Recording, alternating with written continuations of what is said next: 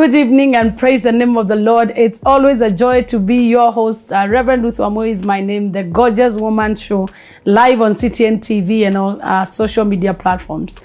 Do somebody a favor, just share with them this story, because my guest today is a bold woman. Is a lady that has been through it, but she's decided to come out strong and talking about her journey of abuse at the age of 9, actually sexual abuse.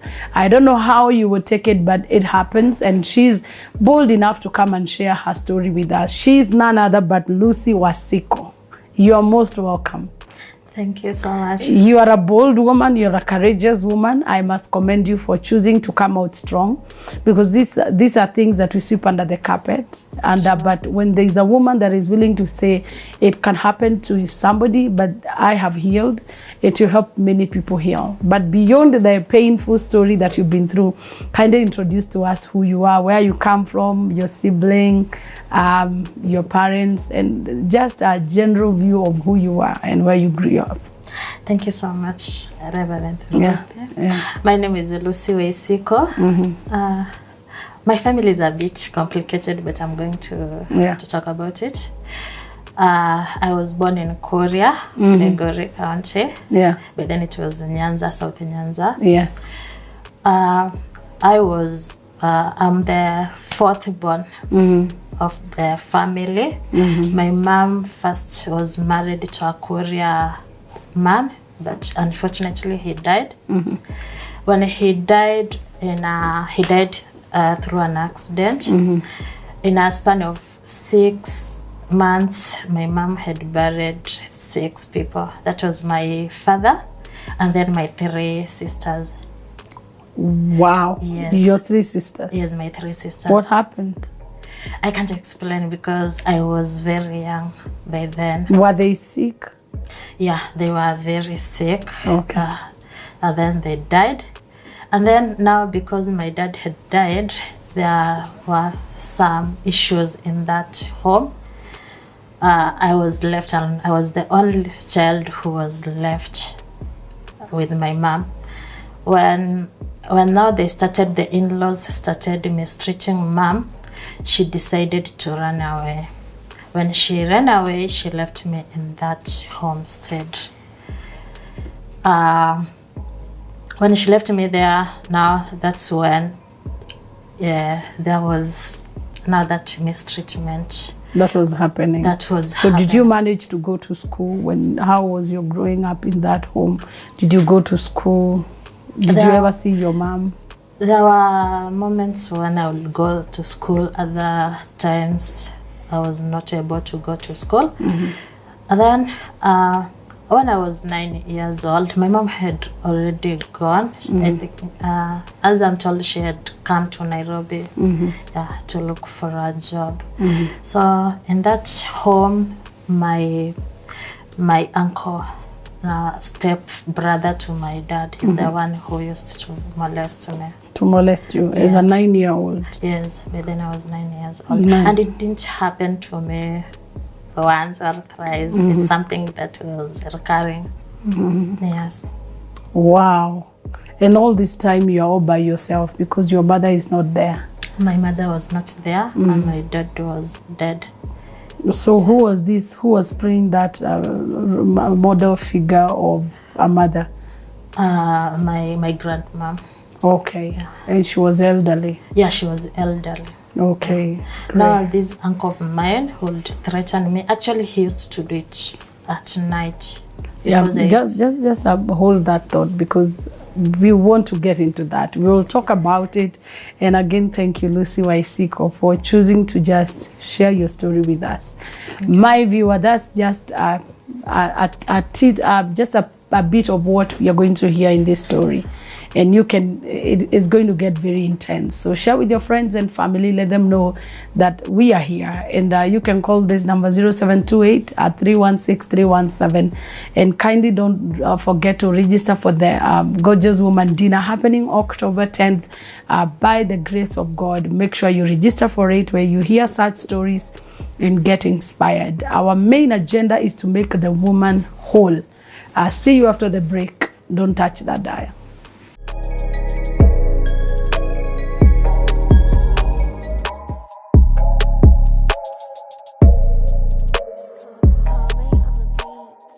So welcome back, our viewer. Always an exciting moment for me to share this moment with a guest, and of course you, our viewer. We appreciate you from wherever you're watching us from. Your feedback is important to us. Write to us, tell us something.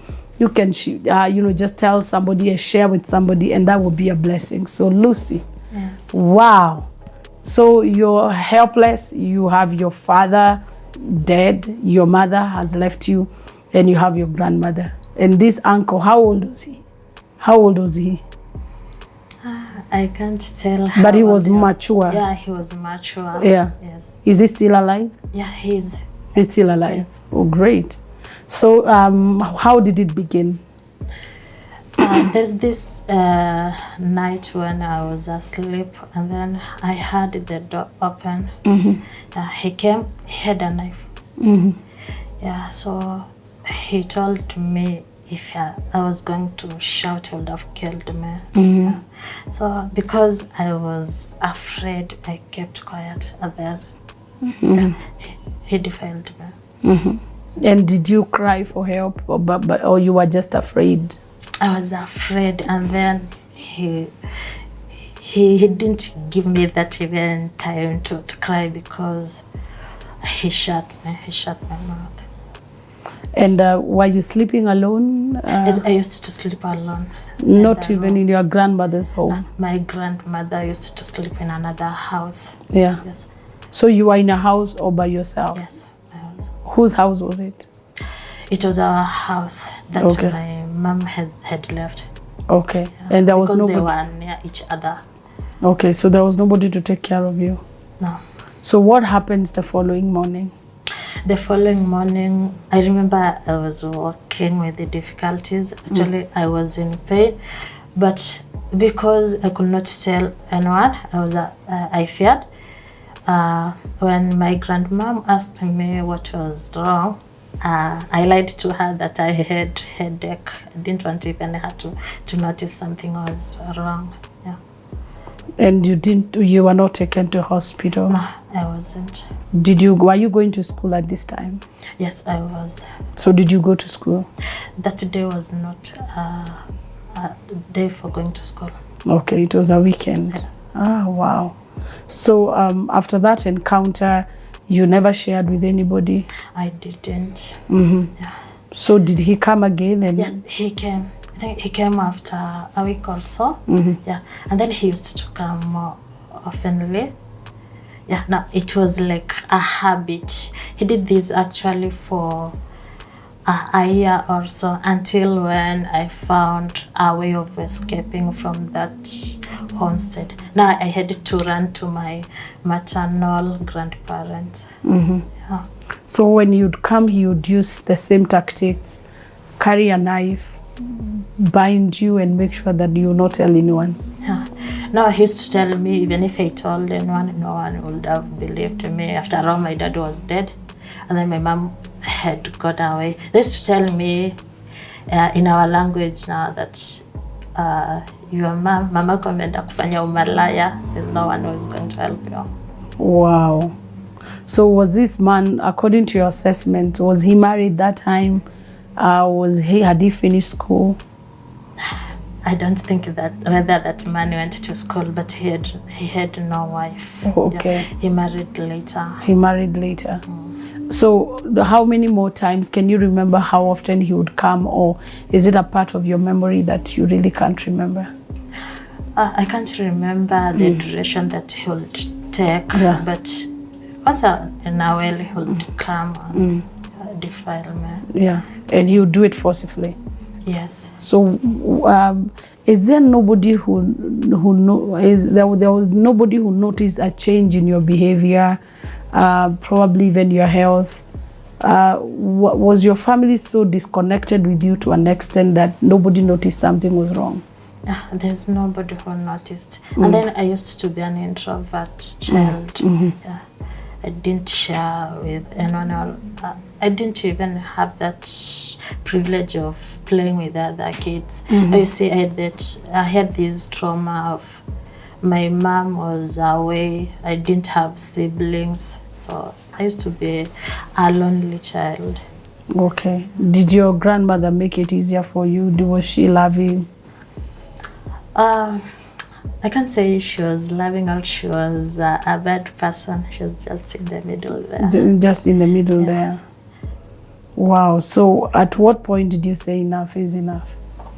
Now there's this time that I had not gone to school for long, and I really wanted to be in school. I asked my other uncle to pay for me school fees, and then he said he didn't have money. They said no, I have to find where my other grandparents are. Yeah. I asked for directions, and then I ran away. Now when I went there, I think I had even jiggers on my legs. Now when my grandmom from my mother's side saw me, she had to find a way of contacting my mom. My mom came, then she took me to, I remember the hospital I went to is Migori. It's called Ombo, Migori, yeah. But again, I had not told anyone about this thing. Yeah. I was afraid. So by this time, had your body changed? Were you having your menstrual periods? No. Or you were still that innocent I was still child? Innocent child. Wow. Yeah. But there was this time we usually have FGM in Korea. So they were saying that I get circumcised. I refused. But they didn't know why I refused to go through it. For me, I thought if I would have gone through it, maybe they would have realized that someone had raped me. Yeah. That's why I refused. And I told them I'm not going to get cut. Did they victimize you for it? For my family, no, but the other people, the villagers, they used to even stigmatize me. What were the things that they used to say to you? My peers, my friends stopped interacting with me. That was around age 12. I was in class 6. They stopped interacting with me. The friends I had, because all of them had gone through FGM. So to them, I was not part of them. I didn't fit. You were not a complete woman. Yes, wow. I didn't fit to be their friends. We will go together to fetch water, and then they'll tell me, we bado hujakeketwa, utakaa sisi kwanza tuchote maji ndio uchote. And then I will sit back, and then I wait for them. They finish fetching water, and then I fetch. And all along, they did not know that you had a secret you were trying to protect? No. So what were the feelings that were going on in your heart and in your mind at this time? Were you feeling ashamed? Were you feeling like it's your fault? Were you blaming your father, mother? Yes, there is a time I wrote a letter to my mom. Actually, that was my first suicide letter. I told her, if you're not going to come for me, then I'm going to kill myself. Yeah, because the things now that I had gone through, I had said enough is enough. During that year, the end of December, my mom came for me. Was this when you were at your maternal grandmother? Yes. Okay, so when the grandmother called your mom came, took you to hospital, then left you with your grandmother? She left me with my grandmom. Okay. She came back to Nairobi. So you wrote a letter to her? Yes. Did you disclose about your abuse? No, I didn't. No, I still kept quiet. She came for me during the December holiday. I came to Nairobi because even my I was not performing very well in school there. She came for me, and then I was transferred now to Nairobi, where I started in class 7. Okay, that time you were about 14? 13. 13. Years, yes. So how was your relationship with your maternal grandmother? Was she okay, warm with you? Was she loving? Yes, she was. Okay, she was. Yes. But you only needed a mother. I need that mother love. Yes. And my mom then had remarried. Oh. Yes. So I came to Nairobi. Here in Nairobi, I went to school for 2 years. Still had not even told anyone about this issue. But there was something that was disturbing me. I would wake up even in the middle of the night and I start crying. Yeah, the fear and the trauma that used to happen at night. Yeah, and then I cry, I go outside, I cry, I come back and then I sleep. After the class 8, now I started now performing well in school. Actually, remember I was the first pupil in that school in class 8 KCP. I was taken to a school in Machakos. There, even nobody noticed that something was wrong with me until when I was in Form 3, a guidance and counseling teacher one day called me. She asked me whether there was something wrong. I told her no. She told me, but the teachers are complaining. There are moments they come in class, they find you crying. I told them, I'm just okay. Wow. What was making you not share with anyone, including your mom? Were you feeling responsible or? At that moment, I felt maybe it was my fault that I got raped. And then another thing, I thought maybe if I would have shared with them, no one would have believed me. So I said it's better to keep quiet. To keep quiet. But it happened when you were 9, and even up until Form 3, it was still painful. Yes. Did it get worse as you grew older, or did the pain disappear? It got worse. Yes. Now, there were some things that I was doing that if someone had realized, maybe they would have taken me to a professional counseling, because at some point I would withdraw myself from people. Yeah. There were moments I didn't even want to go to class. Yeah. I would want to sleep all day. Yeah. And another thing, I would cry morning hours. Morning hours. Yes. I wake up and I want to cry, really cry. And did you have friends? I didn't have so many friends. Yes. Wow. But all this while, your mother and your stepfather, they have embraced you, or is there any issue because of your going to live with them? No. There was no any issue. Actually, my stepdad was very good to me. He treated me like his own daughter. How beautiful. Yeah. But again, I had that thing like there's something that happened to me. It was disturbing me. It was disturbing my mind. So your guidance and counseling teacher now comes to you? Yeah, comes to me. Yeah. Still, I didn't open to her. I didn't tell her anything. I told her I was okay. Yeah. Then she let me go. Wow. So at what point did you open up? I came to open up 2 years ago. Actually, that was 2018. Wow. Yeah, that's when I came to open up. And a lot had happened to me. Actually, I had a failed marriage. Still, even that failed marriage, I think it's because nobody noticed what was wrong with me. Yeah. There was that bitterness. Yeah. There was that mood swings. Yeah, because now the trauma had caused me a mental disorder. Wow, our viewer, these are deep issues and they happen. And in case you're going through something, don't take the responsibility and the blame. Is every time when you speak about it, it becomes better and you're able to get help. Because sometimes the victim becomes, the terrorist becomes the victim, and the victim becomes the terrorizer. Don't allow that to happen.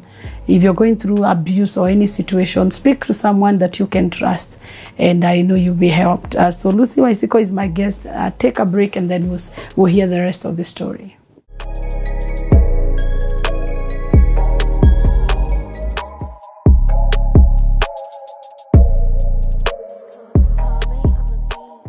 Welcome back, our viewer. Once again, always a delight to have you with us. the Gorgeous Woman Show. It's quite a sad story, moving, but we just have to talk about it because the purpose of this show is to make sure that the testimonies that we have will be used to edify somebody. So now you've introduced another dimension to your story about your marriage. Could you tell us more about it? Yeah, I was married, and then it turned out I was in an abusive marriage. Yes. How old are you when you got married? I got married at a young age, 18 years. Immediately, I finished Form 4. So is it that you fell in love, or what happened?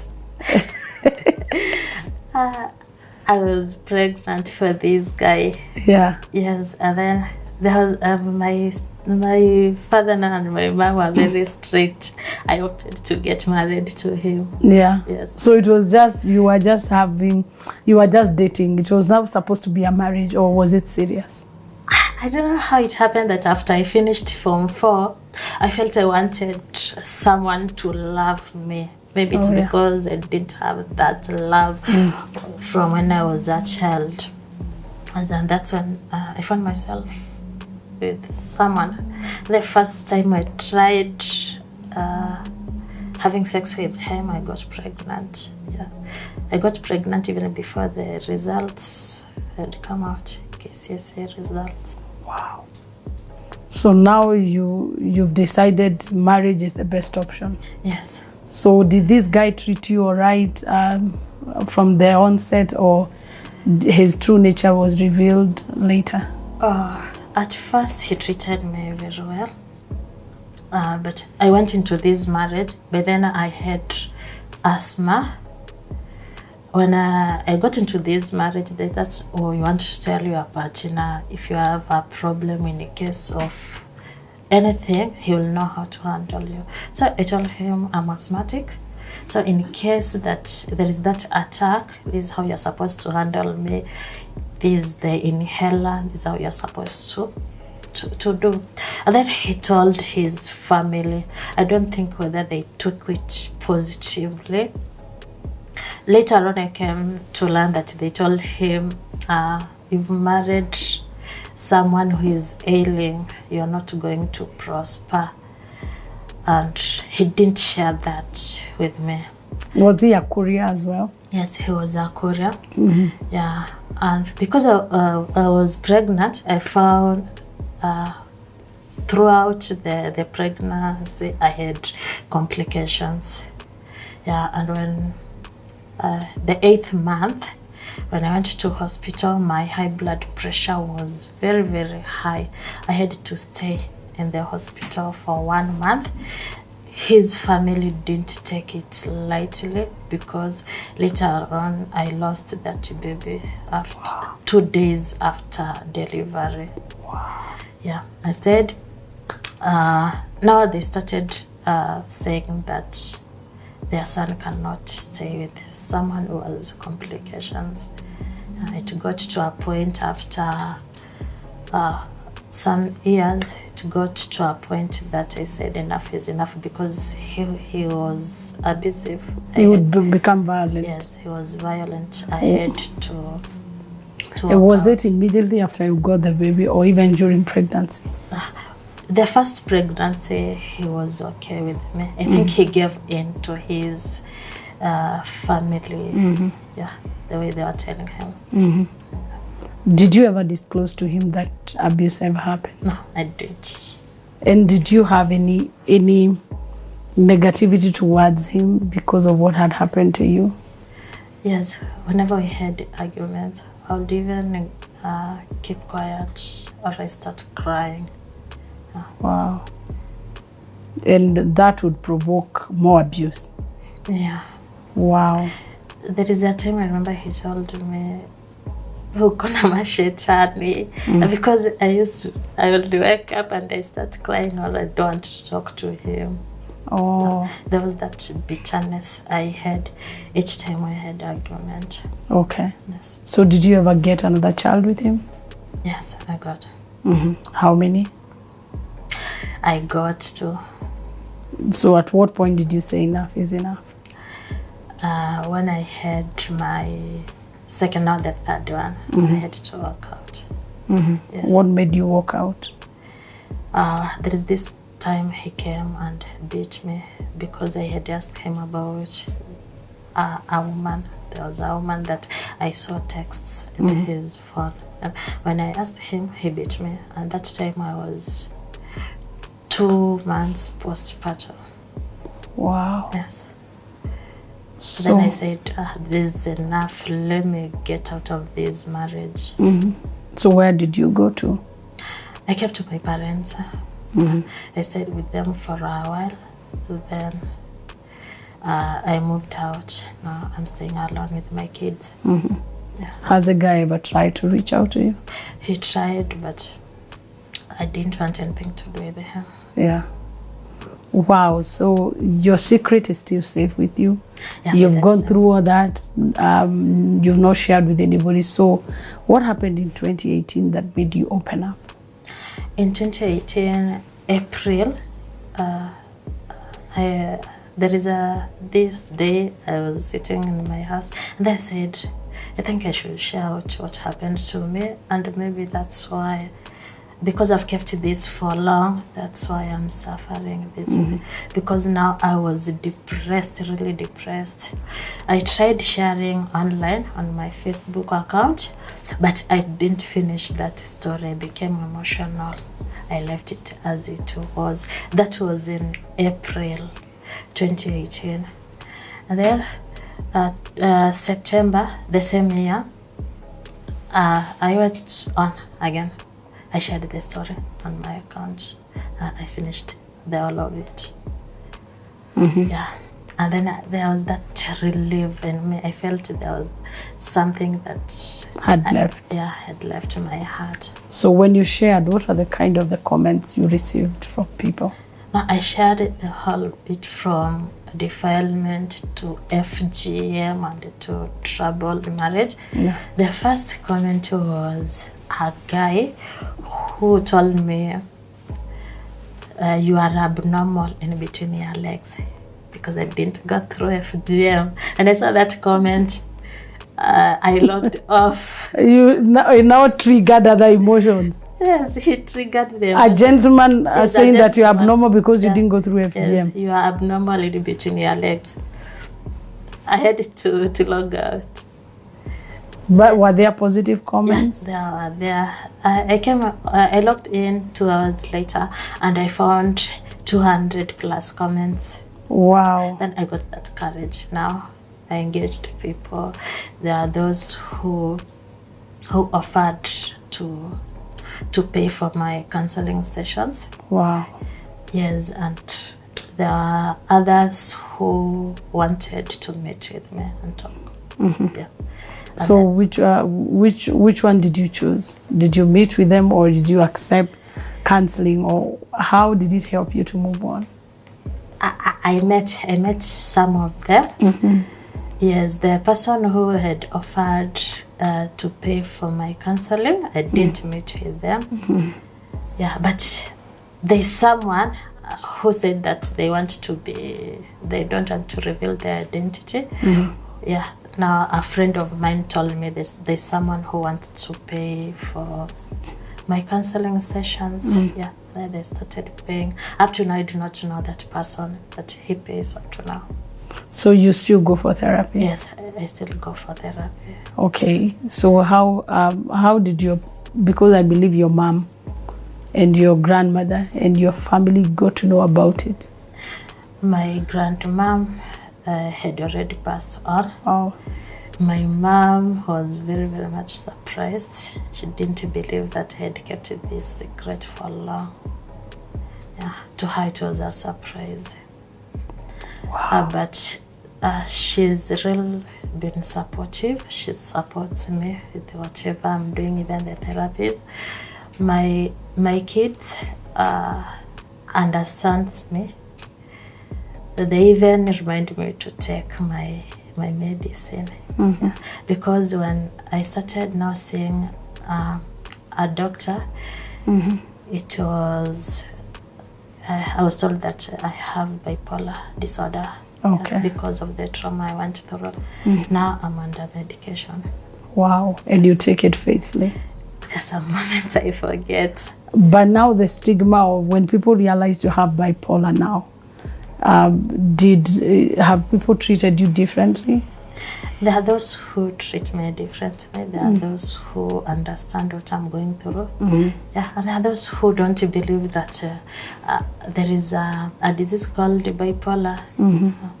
Some tell me it's all about in my mind. It's psychological thing. Can you tell us more about it? What happens when those episodes come?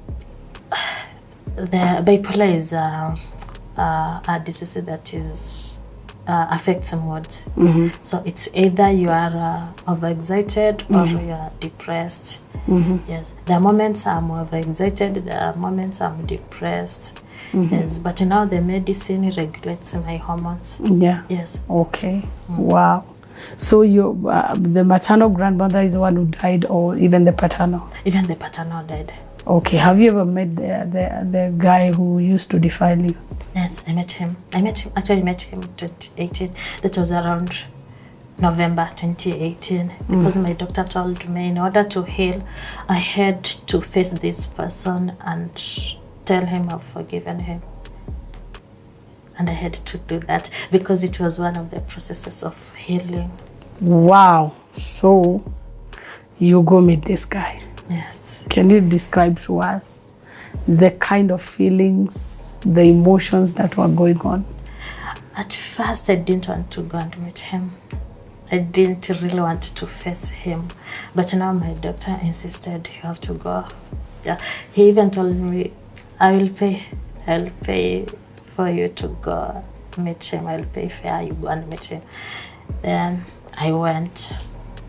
It was not that easy facing him and telling him whatever you did to me was wrong, but again, I've forgiven you. Yeah. But so where did you find him? In his marriage? Yeah, I went to his home. Yeah.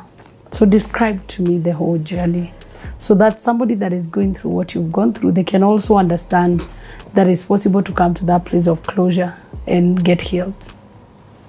I traveled. I went that day. I made sure that I reached in his home early in the morning before he had gone out. I went there. They were like, they wanted to prepare breakfast for me. I refused. And then here, but I didn't tell him when his wife was there because she had, I don't know where she had gone. Yeah, I told him, I still remember what you did to me. That was 2018, now 18 years later. Yeah. I told him, I still remember what you did to me, even if I ran away. I remember, but I'm forgiving you because I want peace in my heart. Yeah. Wow. What was his reaction? He didn't look directly into my eyes. No. He looked down. He didn't say anything. I talked to him while crying at that moment. When I finished, I picked up my handbag and went away. Then how did you feel after? I felt my heart was now light. Wow. And I was ready now to talk about this and move on. Wow, what a courageous girl you are. Wow, our viewer, it can't get better. Lucy Sico is sharing her journey through sexual abuse, marriage that failed, physical abuse, and look at what God has done. Don't touch that dial as we listen to her, the end of her story, the last segment. See you after the break.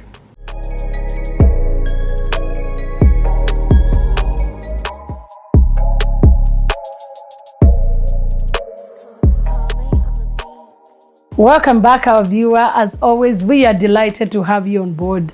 You can call the number on your screen, 0728316317, and share with us on all the platforms, the Facebook page, and we are delighted to just have you watching. So, Lucy, that is quite an outstanding story. But I love the ending of it. So you told me after you walked out, you felt lighter, you felt better. Yes. So did you disclose to your children? Are they aware of what happened to you? Not yet, because they're still young. How old are they? 9 years and 5 years. Okay. But they're still young. Girl, boy, or both girls? Both or boy? girls. Yes. Wow. But now people around me know my story. I started an initiative to start talking to girls and women who are going through what I went through. Yeah. And so far, so many women have come to me. They've disclosed to me. Yeah. There are those who were defiled when they were young. There are those who are defiled in school. Yeah. And there are those who even are defiled by their partners. Yeah. Yes. Wow. Through your journey, what was the hardest part? Is it when you were to confront probably the aggressor, the person that defiled you, or the silence? The silence. Okay. Yeah, that was the hardest part, because I was fighting silently without telling anyone. No one understood what I was going through. Yes. So apart from mood swings, apart from the depression, the crying, what were other things that have changed now after therapy that used to be normal then because of the trauma? Right now, at least I'm able to talk without fear. Another thing, still I usually experience mood swings, especially when I forget to take my medicine. The moments I find myself overexcited or depressed. And another thing right now that has changed, now I know how to relate with the people. Wow. Yeah. So therapy has helped you? Has really helped me. So how long have you been in therapy? 2 years now. Do you go every week, or just tell us? I used to go every week, but currently I go once in a month. Once in a month? Yes. All right. Wow, what a wonderful thing. And do you look forward to therapy, or is it a burden to you? It's not a burden. Yeah. Yeah. Because why I'm asking this is because people feel that when you go for therapy, you're weak. You cannot deal with your own issues. You're looking for attention. But if it has worked for you, kindly talk to somebody through that camera. Somebody that is silent. They don't want to talk. And even when probably somebody is trying to reach out to help them, they feel like they still can hold it together. Kindly talk to them, and just the way you talk to others. And in case you would be willing to give your number, they can talk to you, people you need to give support. That would be awesome.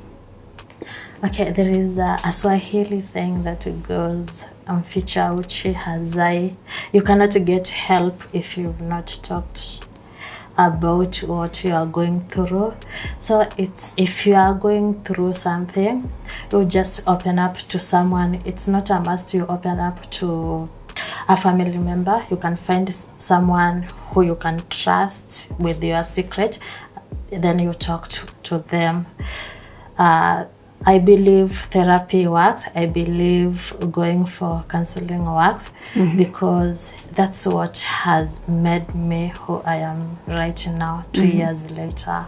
Yeah, I have a social media account that is Facebook.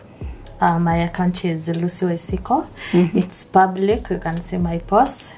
Also, I can give out my number. Whoever wants to talk to me can reach out to me. Okay. Yes. All and right. my number is 0715 56 37 72. Yes. Wow, great. And what would you tell a mother who probably has gone through tough times and they have a girl child? What advice would you tell them? To protect their girls, and also to be very, very, very close to their daughters, be friendly to them, and ask them what they are going through. Yes. It's important. It's very important. Because there were all signs and symptoms of that abuse. But I think the world was so blind, nobody was watching. Yes. And probably they put labels. We was the crying baby, was always introvertish, and it could be that there were things that were eating you up. Yes. I must appreciate you and call you a courageous woman, because only gorgeous women like you share their story and their experiences, not to shame anybody, but for them to be healed. But I still am interested to know, now that the story is already out, your uncle, did he ever give you any warnings? Did he give you conditions when you're leaving, or the forgiveness you had with him was mutual? He didn't say anything, and he has never reached out to me. And I also have never gone to his home again. Definitely. Yes. You wouldn't. But when you think about him, do you still have those negative emotions? No, I don't. Okay. Yeah, I let them go. Okay. I'm okay right now. Amen. How would you say God has helped you in this? God has been very, very faithful to me. Mm-hmm. Yeah, because where I am, it's because of him. Yeah, that's what I can say. He has been very, very wonderful.